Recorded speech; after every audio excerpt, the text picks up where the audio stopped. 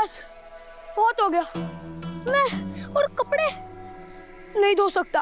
अरे आपने तो हल्ला मचाया था कि घर कितना गंदा है। बाकी लोग तो घर साफ कर रहे हैं और हमें कपड़े धोने हैं। अगर आपको नहीं धोने तो जाकर पिताजी को बोल दीजिए।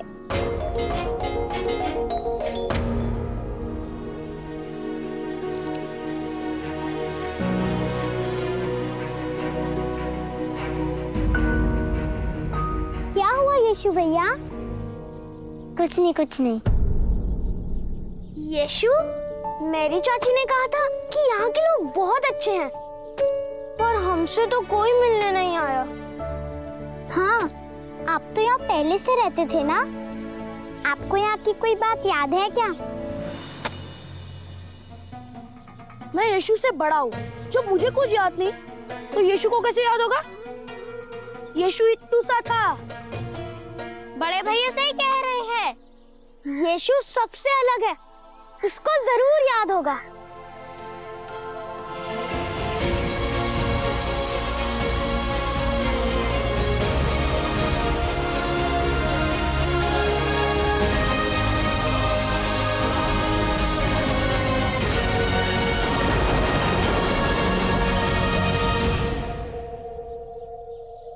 बहुत सारी बातें याद आ रही है, जैसे कि आंखों के सामने कोई कहानी चल रही है। बच्चों, घर साफ हो गया है, अब तुम सब घर चल सकते हो। माँ, मैं बस थोड़ी देर में आया। ठीक है बेटा। ताई जी,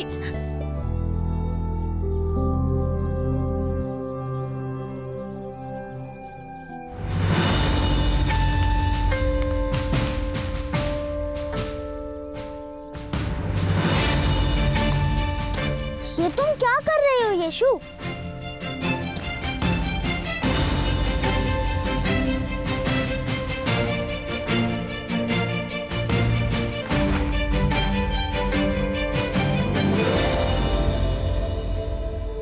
अरे कितना सुंदर खिलौना! लेकिन यीशु भैया, आपको कैसे पता चला कि ये यही होगा? अभी थोड़ी देर पहले जब माँ इधर खड़ी थी तब मुझे याद आया कि माँ मुझे यहीं ले लाया करती थी और मेरे रोने पर ये वाला खिलौना पकड़ा देती थी और मैं इसे देखकर बहुत खुश होता था। यहाँ बहुत कुछ बदल गया और सब कुछ नहीं बदला।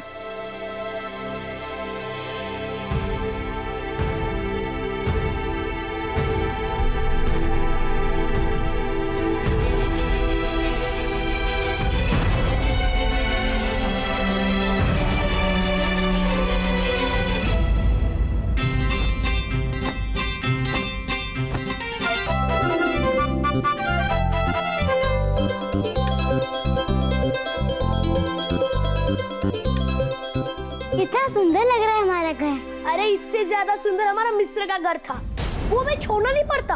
अगर तुमने जीवन को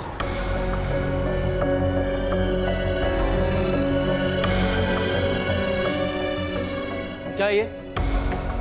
हाँ, कुछ भी बोल रहे हो? तुम्हें पता है कि तुम्हारे ताऊजी और ताईजी ने कितनी मेहनत से इस घर को व्यवस्थित किया है? सही तो कह रहा है मेरा बेटा। जब अपना मिस्र का घर छोड़कर आने का मुझे इतना दुख है, ये तो अभी बच्चा है। तुम्हारे कहने का क्या मतलब है मारिया? मतलब ये है कि मुझे लगा था यहाँ पर सब कुछ पहले जैसा होगा, लेकिन यहाँ तो सब कुछ बदल चुका है। इतना आदर करते थे लोग मेरा, लेकिन अब ऐसा कुछ भी नहीं है। और ये सब जिसकी वजह से हुआ है वो भाभी। भाभी, सब कुछ ठीक हो जाएगा धीरे धीरे। अच्छा, ये कोई दूध की हांडी नहीं है कि चूल्हे पे रखी और दूध उबल गया। सब कुछ बदल चुका है। सुना है गांव में नए मुखिया आए हैं। रब्बी गुरुजी कहते हैं सब उन्हें। बहुत अमीर है रब्बी गुरुजी, लेकिन जिस बात के लिए लोग उन्हें मानते हैं वो उनका धन नहीं, ईश्वर से उनका सीधा संबंध है। इसलिए उनके चरणों में सारे गांव वाले अपना सर झुकाते हैं, तभी परमेश्वर की तरह उन्हें सब पूजते हैं। हमें मिलने दीजिए। एक बार गुरुजी के दर्शन तो कर लेने दीजिए। हम सब कब से उनका इंतजार कर रहे हैं। हम अपने जीवन को सफल कर लेना चाहते हैं। जी, उनका आशीर्वाद पाना चाहते हैं। हमें मिलना है।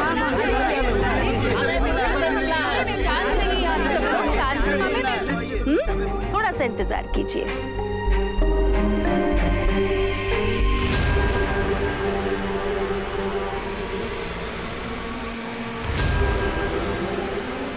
मेरी छींक निकाल रखी है, तुम्हें मालूम है ना, उसके बिना मैं कहीं नहीं जाता बाहर। जी अभी लाई।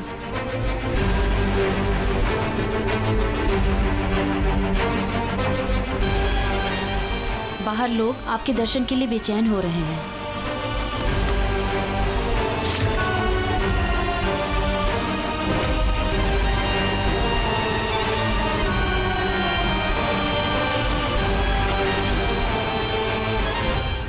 लोगों को मेरे जरिए ईश्वर को पाना है तो इंतजार तो करना ही पड़ेगा। जय रब्बी गुरुजी की जय। रब्बी गुरुजी की जय। रब्बी गुरुजी की जय।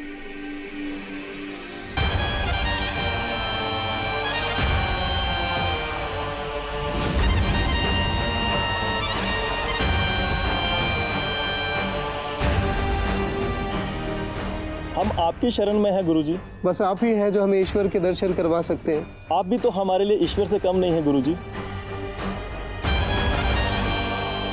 प्रभु, तेरी माया, कहीं धूप कहीं छाया। उठिए उठिए उठिए उठिए, अरे उठिए उठिए उठिए उठिए उठिए उठिए उठिए। थोड़ी देर के बाद सभा में आप सब लोगों के दुखों का, सबकी चिंताओं का निवारण किया जाएगा।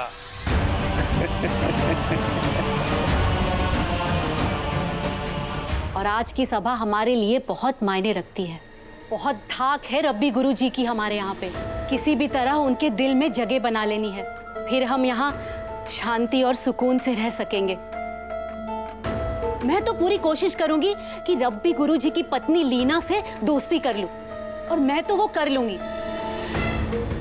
बस तुम अपने बेटे पर काबू रखना।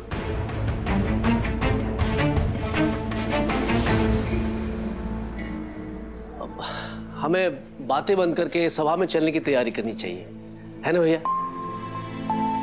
हाँ चल बेटा।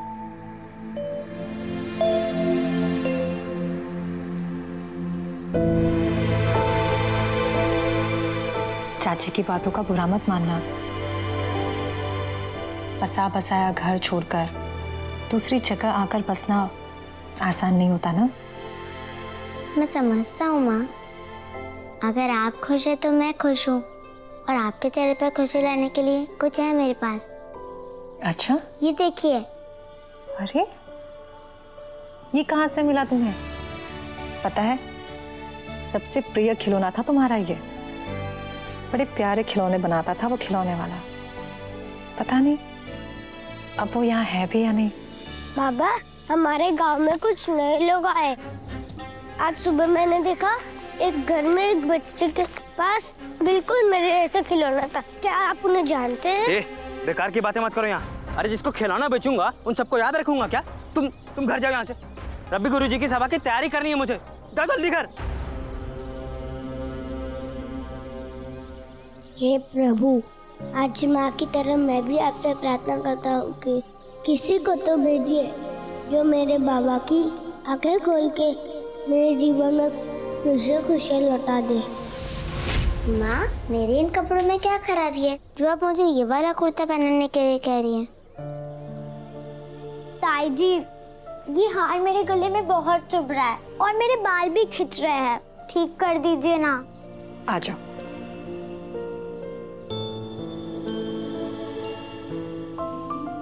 अब देखो, अगर तुम्हें इसे पहनने में दिक्कत आ रही है तो उतार दो आशिया। मैंने कहा था माँ से, लेकिन वो नहीं मानी। ये तो कुछ भी नहीं है। अभी तो आप माँ और बड़े भैया को देखना। माँ, माना कि रब्बी गुरुजी परमपिता से जुड़े हैं, लेकिन उनसे मिलने के लिए इतना सजने संवरने की क्या जरूरत है? आप ही तो कहती है ना कि परमपिता से जुड़ने के लिए हमारा बस मन साफ होना चाहिए। हाँ, ईश्वर सिर्फ हमारे पवित्र मन को देखते हैं। लेकिन तुम तो जानते हो ना कि तुम्हारी चाची के लिए ये सभा कितनी मायने रखती है। तो सभा में जाने के लिए थोड़ा सच सबरा जाए तो क्या बुराई है? सोचो उन्हें कितनी खुशी होगी। तो बस अब जल्दी से जल्दी तैयार हो जाओ, बहुत प्यारे लगोगे।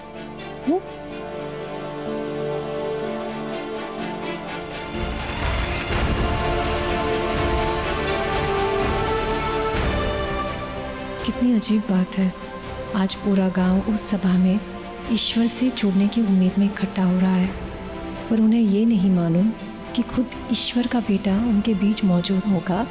लेकिन मैं जानती हूँ कि एक दिन तुम सबकी आंखें खोलकर उन्हें सही राह दिखाओगे और तुम ही बनोगे सबके मसीहा, यीशु। मेरा प्यारा बच्चा।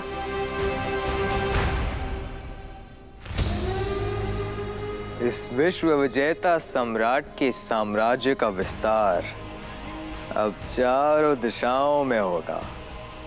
हर जगह बस मेरी ही जय जयकार होगी। याद करना तो क्या, प्रजा नाम तक भूल जाएगी अपने स्वर्गवासी सम्राट का।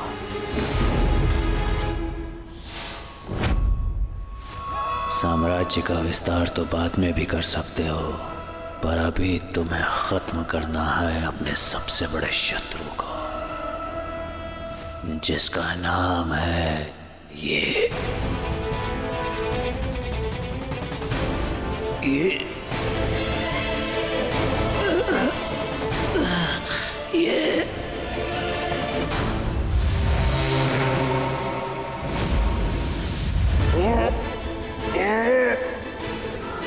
क्या हो रहा है मुझे?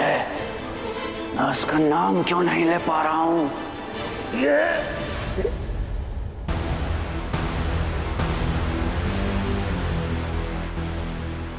अच्छा, तो तुम नहीं चाहते कि मैं उसका नाम नए सम्राट के सामने लूं, इसलिए तुमने मेरी आवाज बंद कर दी। वाह प्रभु, तुम तो मुझसे भी बड़े खिलाड़ी निकले। पर कोई बात नहीं, जो उसके भाग्य में लिखा है वो तो उसे भुगतना ही पड़ेगा। माना कि मैं खुद नए सम्राट के सामने उसका नाम नहीं ले सकता, लेकिन कोई और तो ले सकता है ना। किस किस की आवाज बंद करोगे तुम?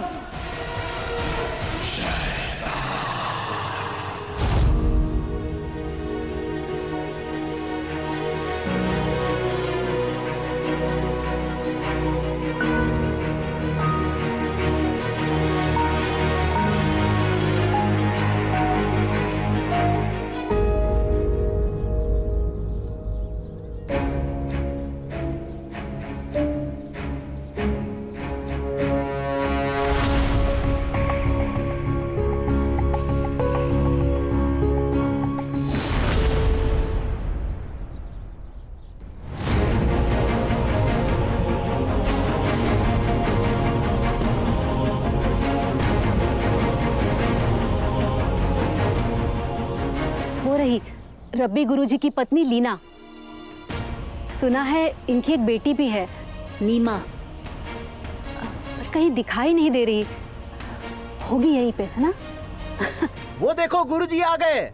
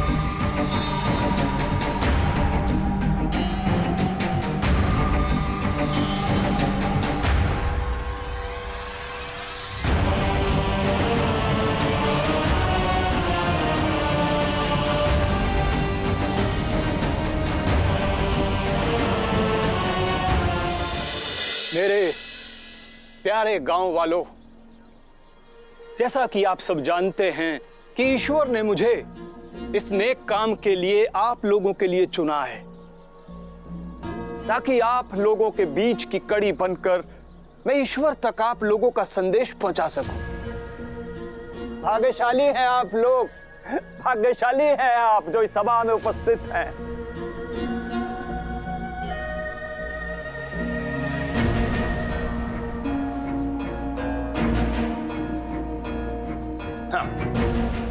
हाँ, अब मैं आपको ईश्वर के साथ जुड़ने में आपकी मदद कर सकता हूँ।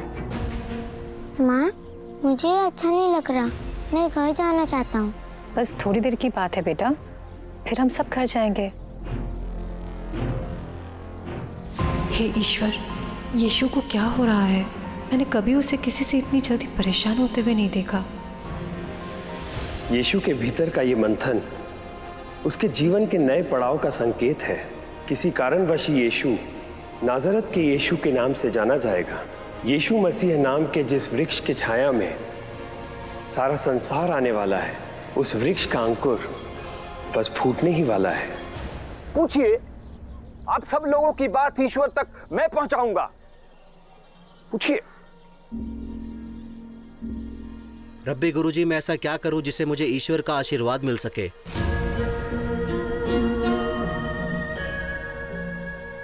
प्रभु,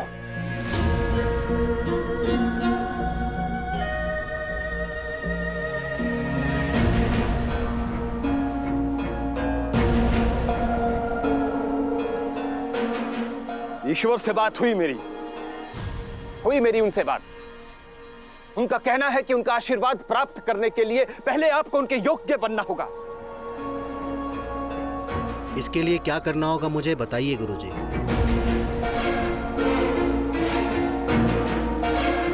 मंदिर में आके वहां के नियमों का पालन करना होगा। मैं जो कुछ भी कहूंगा उसे ईश्वर का आदेश मानकर मानना होगा, क्योंकि ईश्वर ने मुझे खुद धरती पर आप लोगों के मार्गदर्शन के लिए भेजा है, ताकि मैं आप लोगों को मनुष्य जन्म होने का अर्थ समझा सकूं। गुरुजी,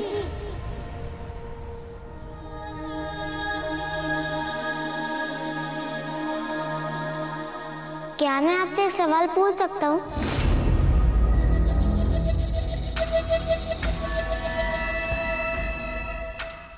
बोलो बच्चे, क्या पूछना चाहते हो? बेटा शांत हो जाओ, और अगर तुम्हें यहाँ अच्छा नहीं लग रहा है तो चलो हम घर चलते हैं। अरे अरे, बोलने तो बच्चे, बोलो।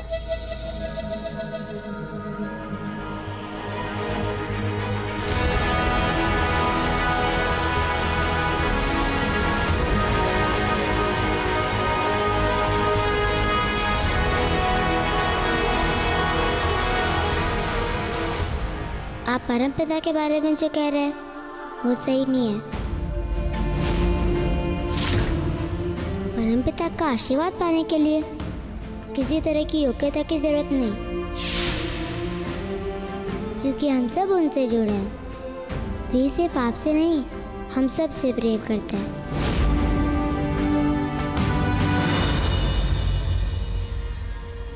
जीवन की गूढ़ बातों को समझने के लिए तुम अभी बहुत छोटे हो बच्चे।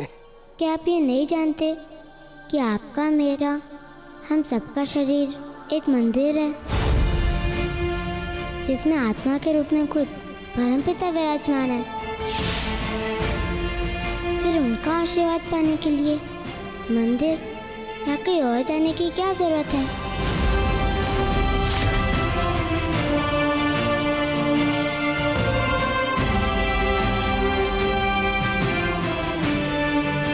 आज इस धरती पर एक नए अध्याय का आरंभ होने जा रहा है।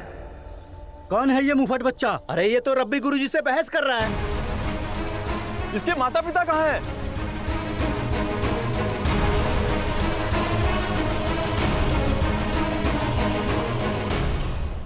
पवित्र ग्रंथों में लिखा है कि बच्चे भगवान का रूप होते हैं, तो इनके किसी भी बात का बुरा नहीं मानना चाहिए। सही कहा आपने। इसे घर ले जाइए, इसे शायद यहाँ अच्छा नहीं लग रहा। चलो।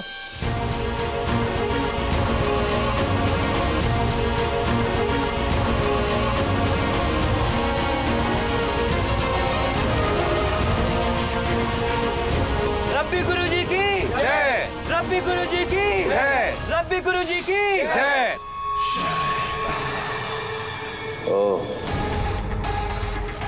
कितने सारे वाद्य यंत्र बिखरे पड़े हैं आसपास, फिर भी इतनी खामोशी। कोई बात नहीं, मैं बजाऊंगा इन सारे वाद्यों को और अपने अनुसार निकालूंगा सारे सुर। तब देखना मेरे मुंह से निकलेगी वाह और तुम्हारे मुंह से निकलेगी आ।